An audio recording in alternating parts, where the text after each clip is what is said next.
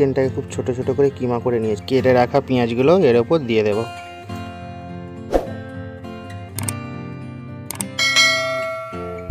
এরপর রসুন কুচি দিয়ে দেব পরিমাণ মতন। রসুনটা একটু বেশি পরিমাণ দেবে। অল্প একটু আদা কুচি দেব পরিমাণ মতন। অল্প একটু ধনেপাতা কুচি তার সঙ্গে অ্যাড করে দেব।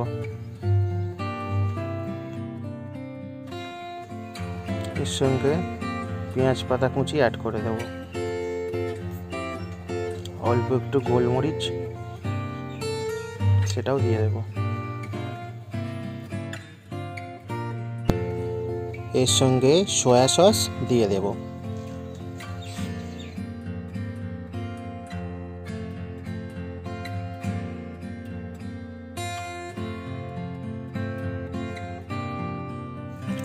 সব উপকরণগুলো একসঙ্গে ভালো করে মেখে নেব।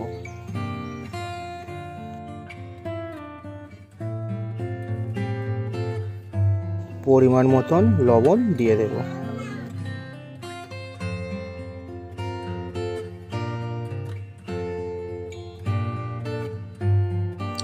মোমোর টেস্টটা বাড়ানোর জন্য এর সঙ্গে দেশি ঘি অ্যাড করে দেব।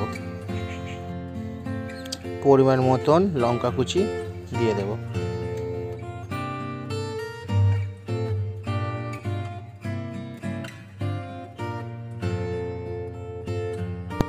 এর সঙ্গে অল্প একটু লেবু অ্যাড করে দেব স্বাদ অনুযায়ী।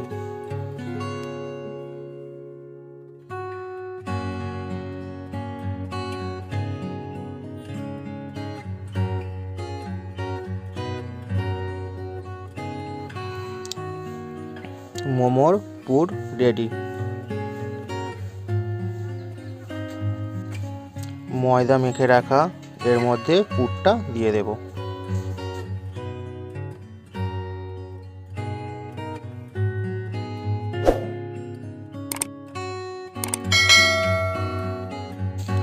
জলটা গরম হয়ে গেছে।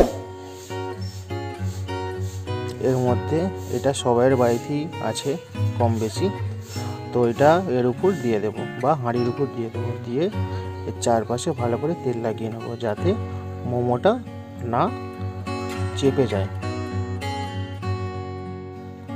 একটা একটা করে মোমো দিয়ে দেব।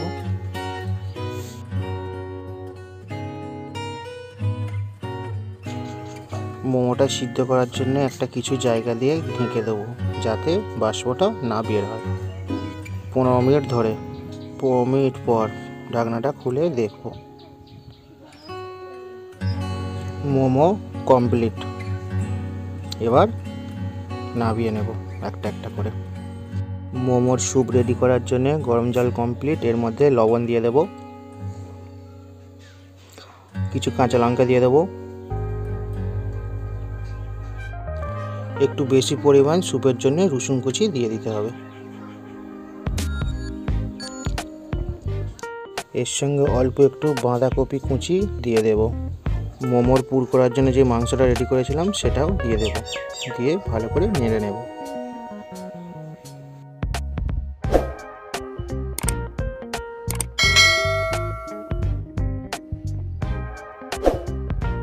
এর সঙ্গে গোলমরিচ দিয়ে দেব।